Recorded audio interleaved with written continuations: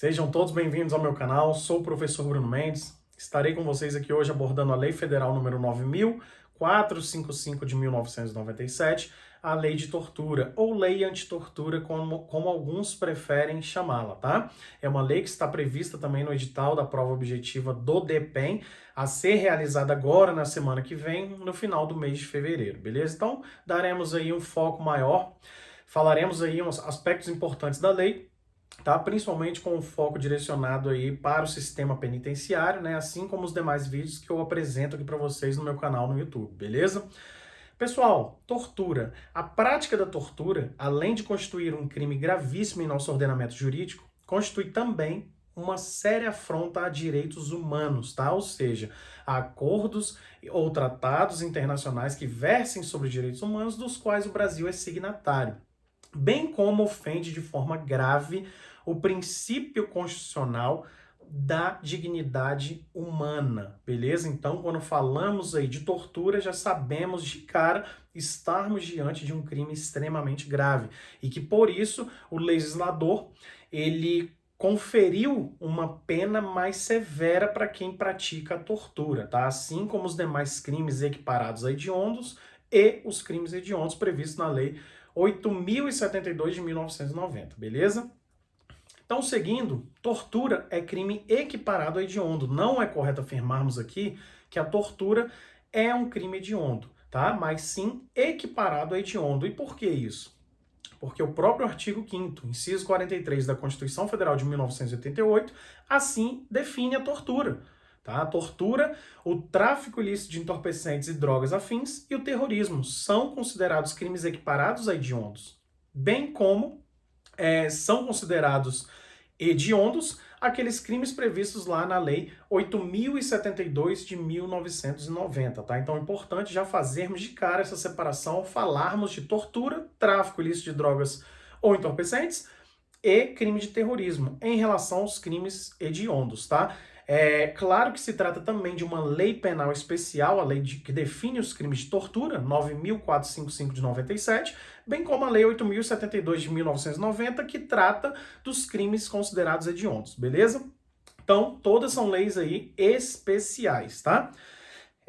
Pessoal, a tortura é crime de elevado potencial ofensivo, em regra praticada às escuras, ou seja, de forma escondida, camuflada, nem sempre irá deixar marcas na vítima, irá deixar vestígios, tá? O que torna esse crime de difícil comprovação, beleza? Veremos que a tortura ela pode causar um sofrimento físico, né? A prática da tortura, bem como um sofrimento mental, e por isso de difícil comprovação, tá certo?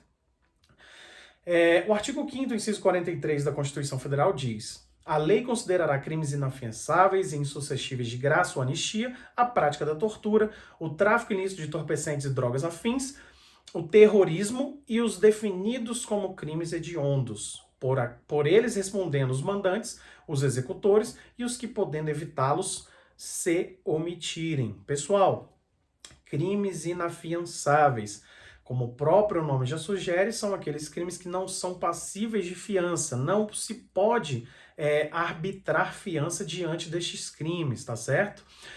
O próprio texto constitucional traz aqui os crimes inafiançáveis. Recentemente tivemos aí uma polêmica muito grande, né, muito grave, que envolve aí um determinado deputado federal e o cometimento de crime inafiançável, tá certo? Então, crimes inafiançáveis não admitem fiança.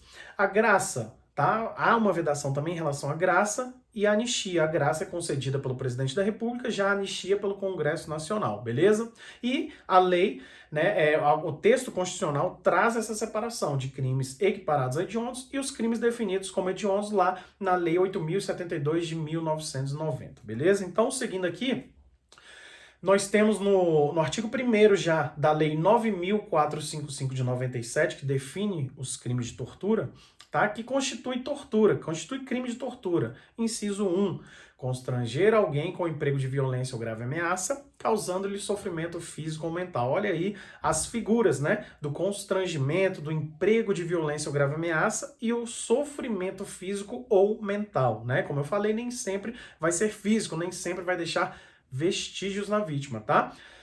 Aqui nós temos que observar aí, além desse emprego de violência ou grave ameaça causando um sofrimento físico ou mental, algumas finalidades, tá? E aí são apresentadas nas alíneas de A a C. Letra A, a linha A, com o fim de obter informação, declaração, confissão da vítima ou de terceira pessoa. Pessoal, sofrimento é sinônimo de tormento, tá? Que pode ser físico ou mental. Beleza. Exemplo de sofrimento físico: asfixia, colocar saco plástico na cabeça da vítima, né? Como vemos em filmes e séries policiais, por exemplo, tá? Afogar a vítima diversas vezes em balde de água, a cabeça da vítima, querendo ali uma declaração, uma informação, uma confissão da vítima ou de terceira pessoa, tá? Então todos esses exemplos aí são exemplos de tortura por sofrimento físico. Já o sofrimento mental, nós podemos aqui mencionar a privação do sono, privar determinada pessoa do sono em razão dessa finalidade, obter informação, declaração ou confissão, tá? Pode também configurar a prática de tortura causando sofrimento mental, tá certo? E aí, pessoal, essa tortura trazida aqui, apresentada na linha A, é também conhecida doutrinariamente por tortura probatória, inquisitorial ou institucional. É o tipo ou a modalidade de tortura mais vista, tá, em relação a agentes públicos, mais praticadas por agentes públicos, beleza? É essa modalidade trazida na a linha A, com o fim de obter declaração, informação ou confissão, beleza? E aí, seguindo, nós temos aqui a linha B, para provocar ação ou omissão de natureza criminosa. Perceba que trata-se aí de ação ou omissão. Então, essa tortura trazida na linha B, essa modalidade também é chamada de tortura crime ou tortura para a prática de crime. Quando praticado, o agente torturador também responderá pelo resultado, tá certo? Daquela ação ou omissão criminosa. E aqui nós temos em relação àquele que sofre uma coação moral irresistível através da tortura, tá? Da prática da tortura, uma causa excludente de culpabilidade. Essa pessoa não será punida. Em regra, será punido aquele que o torturou para que este cometesse aquele determinado crime.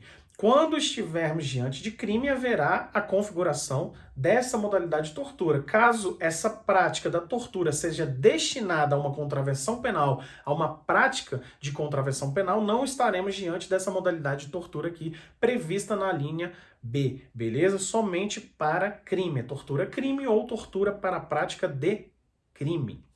E aí, seguindo, nós temos a tortura trazida na linha C, que é em razão de discriminação racial ou religiosa. Pessoal, observe que somente quando a discriminação for direcionada à raça ou religião, ou seja, racial ou religiosa, é que estaremos diante também da configuração desta modalidade de tortura. Observe que a lei nada fala, por exemplo, que essa discriminação pode ser em razão da orientação sexual, tá certo? Então, racial ou religiosa, beleza.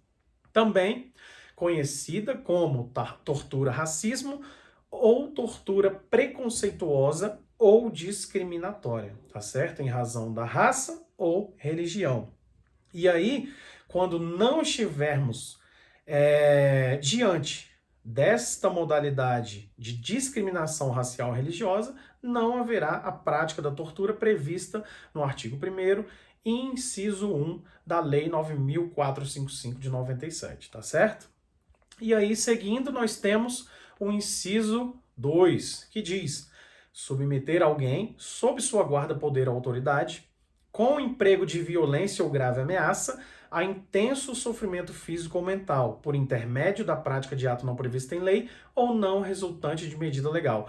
Pena de reclusão de 2 a 8 anos. Pessoal, essa tortura apresentada aqui no inciso 2 também é conhecida como tortura castigo ou tortura punitiva. Perceba que aqui nós temos uma diferença em relação ao inciso 1, no próprio texto aqui, que é a presença da expressão intenso sofrimento físico ou mental. No inciso 1, nós vimos que trata-se apenas de sofrimento físico ou mental. Aqui a lei já exige que seja um intenso sofrimento físico ou mental, tá? Por intermédio de prática de ato não previsto em lei ou não resultante de medida legal.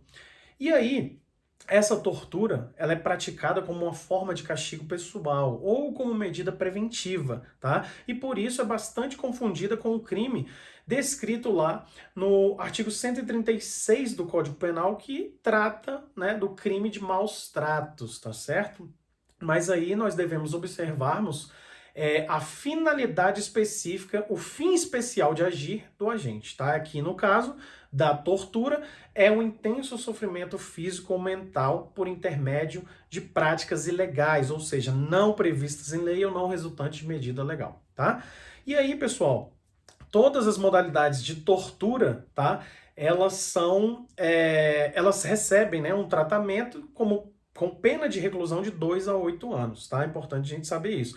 Tanto as do inciso 1 quanto as do inciso 2 recebem pena de reclusão de 2 a 8 anos, beleza? E aí nós temos no parágrafo 1º que diz: na mesma pena incorre quem submete pessoa presa ou sujeita a medida de segurança a sofrimento físico ou mental por intermédio da prática de ato não previsto em lei ou não resultante de medida legal. Pessoal, a tortura descrita aqui no parágrafo 1º do artigo 1º da Lei 9.455 de 97, ela também é chamada na doutrina de tortura propriamente dita ou tortura por equiparação. Alguns doutrinadores também a chamam de tortura carcerária, tá certo? Esse tipo de tortura recebe essa nomenclatura de tortura carcerária, porque já foi muito praticada no passado aí no âmbito do sistema penitenciário. É inclusive a modalidade de tortura que trago no meu livro Sistema Penitenciário, Insegurança e Insalubridade, em capítulo próprio, de forma detalhada, para que você compreenda melhor esse tipo de tortura na prática no âmbito do sistema penitenciário, ou seja, em desfavor de presos nos estabelecimentos penais brasileiros, beleza? E aí, pessoal, como o próprio nome sugere, é aquela praticada contra pessoas presas ou sujeitas a medida de segurança. Veja aqui que o legislador ele tomou esse cuidado de também proteger aquelas pessoas chamadas, né, conhecidas por inimputáveis nessa condição, tá? Que cumpram medida de segurança, tá certo? E aí, trata-se, portanto, de crime próprio, tá? Essa modalidade aqui de tortura é uma modalidade de crime próprio, pois só pode ser praticada por quem detém autoridade ou poder sobre preso ou pessoa sujeita à medida de segurança, tá certo? Então, por isso, recebe também a nomenclatura de tortura carcerária por ser um crime próprio, tá? Aquele em desfavor de presos ou pessoas sujeitas a medidas de segurança, beleza? Então, é a única modalidade de tortura que não exige uma finalidade específica, um fim especial de agir do agente, do sujeito ativo, tá certo? Como eu costumo falar, é somente para fazer o mal, né? Então, submeter pessoa presa ou sujeita à medida de segurança, sofrimento físico ou mental, por intermédio da prática de ato não previsto em lei ou não resultante de medida legal. Então, simplesmente para fazer o mal, para praticar o mal ali em desfavor, né, da integridade física ou mental de determinado preso ou pessoa sujeita à medida de segurança, que esse crime aqui é praticado, tá certo? Então, temos que ter uma atenção aí em relação ao parágrafo 1º do artigo 1º da lei, pois é o tipo de crime mais visto, né, em relação às outras modalidades de tortura no âmbito do sistema penitenciário, tá? Tortura propriamente dita, tortura por equiparação ou tortura carcerária, beleza? Então, seguindo aí, parágrafo 2º, nós temos aqui: aquele que se omite em face dessas condutas, quando tinha o dever de evitá-las ou apurá-las, incorre na pena de detenção de 1 a 4 anos. Então, alguns detalhes aqui em relação a este tipo de tortura, parágrafo 2º do artigo 1º.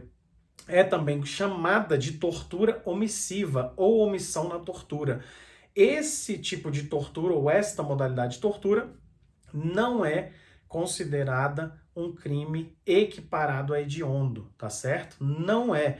A pena também nós podemos perceber que é muito mais branda. Ao invés de reclusão, é detenção de 1 a 4 anos, passível de fiança. Não é também um crime inafiançável como as demais modalidades de tortura apresentadas na Lei 9.455 de 97, tá certo? Então aqui é um ponto muito importante em relação a essa modalidade de tortura, porque temos esses detalhes, né, de não ser um crime equiparado a hediondo, de poder haver o arbitramento de fiança, tá certo? E a pena ser de detenção, ao contrário das demais, que é pena de reclusão, tá?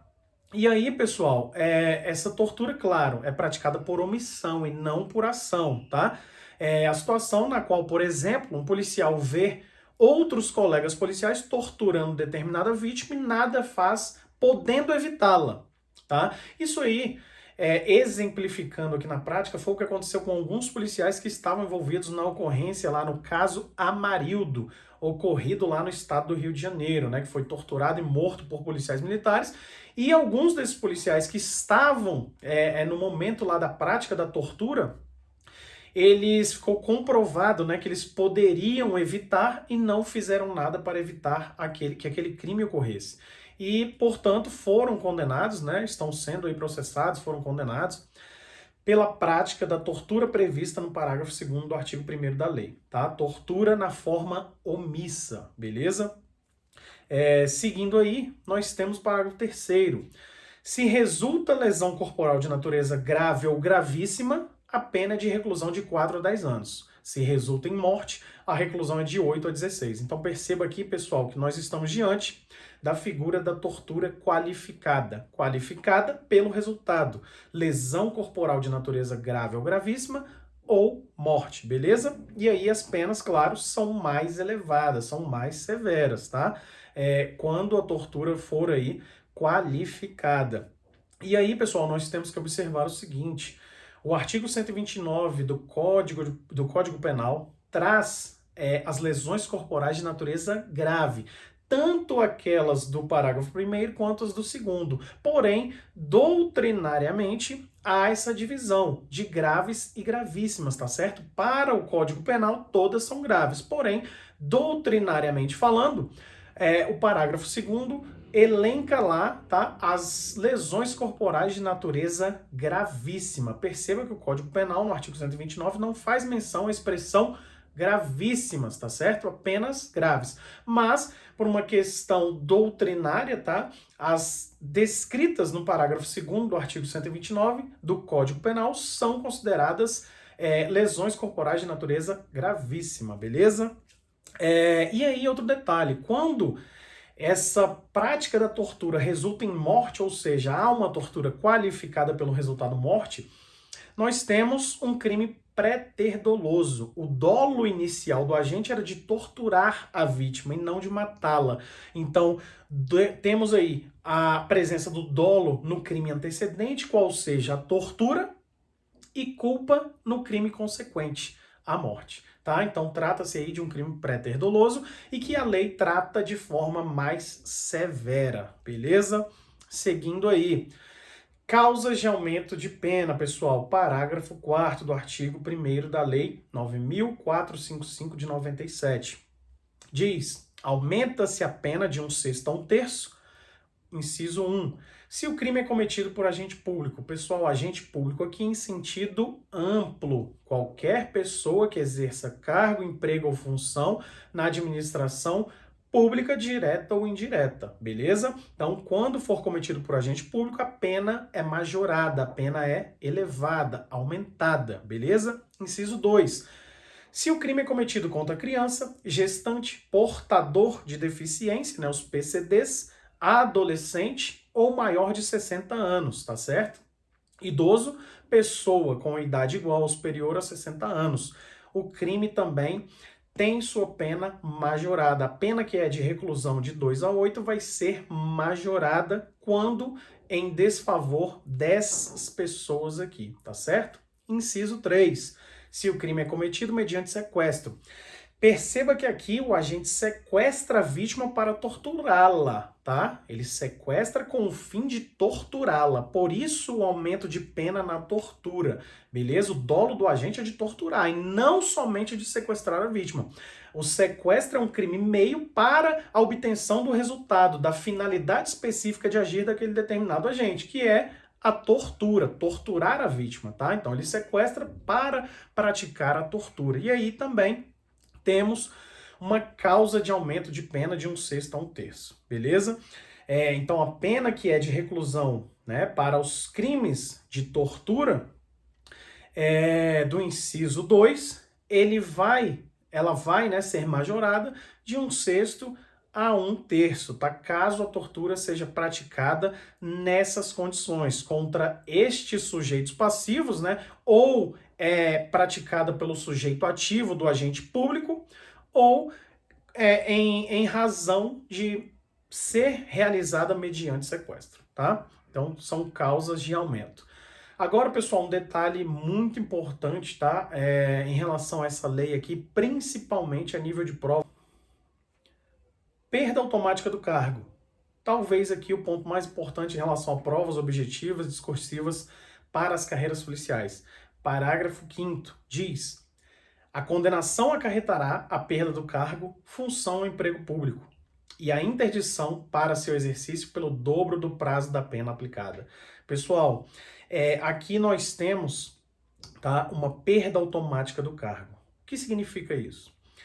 A pessoa, né, o indivíduo condenado pela prática de tortura sofrerá, caso seja agente público, lembrem em sentido amplo, quem exerce emprego, cargo ou função pública na administração pública direta ou indireta, a perda do cargo, tá? O emprego ou função pública. Então, caso o sujeito ativo que pratica lá a tortura seja condenado, ele perderá de forma automática o cargo, emprego ou função pública na administração pública, tá? Bem como terá aí uma interdição por prazo, pelo dobro do prazo da pena aplicada, tá? Então, caso o agente seja condenado a 8 anos de reclusão, por exemplo, ele terá aí uma interdição para o exercício de qualquer emprego, cargo ou função pública na administração pública pelo prazo de 16 anos, ou seja, pelo dobro do prazo da pena aplicada na sentença, beleza?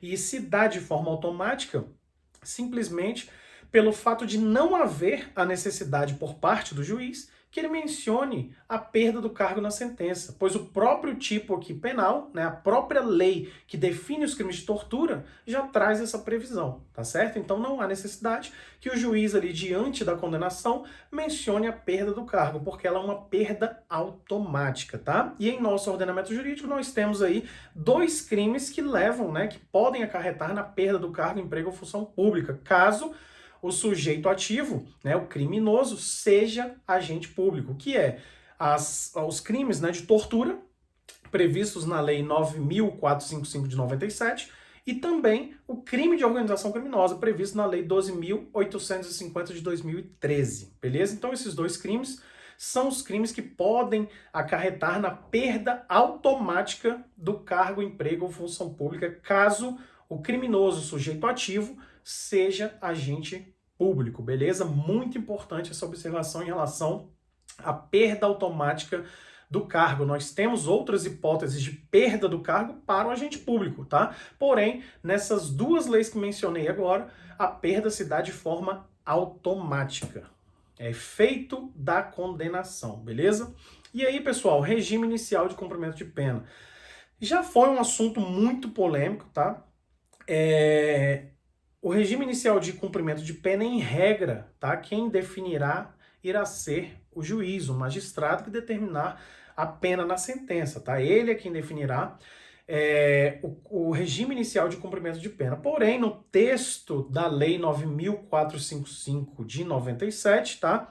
Ela diz lá que o condenado por crime previsto nesta lei, salvo na hipótese do parágrafo 2º, que é a tortura omissa, que eu falei que não tem essa roupagem hedionda, não é crime considerado equiparado a hediondo, tá? Bem como não é inafiançável, iniciará o cumprimento de pena em regime fechado. Então, fora daquela hipótese da tortura omissa, tá? Nas demais modalidades de tortura, a lei diz que o agente, né, que praticou a tortura e foi condenado, ele cumprirá em regime inicial fechado, tá? Em regime inicialmente fechado de cumprimento de pena. Porém, hoje nós temos aí, já houve uma divergência muito grande entre STF e STJ em relação a este dispositivo aqui trazido na lei, em relação ao regime inicial de cumprimento de pena. E hoje, o que se tem aí, o entendimento majoritário é de que o juiz definirá o regime inicial de cumprimento de pena, tá certo? O parágrafo 2º, como falei, trata da tortura na forma omissa, tá? É pena de detenção, pessoal. Tá? Detenção será cumprida em regime semiaberto ou aberto. Já a pena de reclusão, que é mais grave, mais severa, será cumprida nos regimes fechado, semiaberto ou aberto, tá? Então a diferença é que o regime aberto, perdão, o regime de cumprimento de pena de detenção, ele não pode ser, de pena de detenção, ele não pode ser fechado, ele deve ser cumprido em regime semiaberto ou aberto, tá? Já a reclusão pode sim ser cumprida em regime inicial fechado, tá certo? E pessoal, esses são os detalhes aí acerca da lei de tortura, Lei 9.455 de 97, tá? Especialmente voltada aí para o concurso público do DEPEN a ser realizado agora na semana que vem.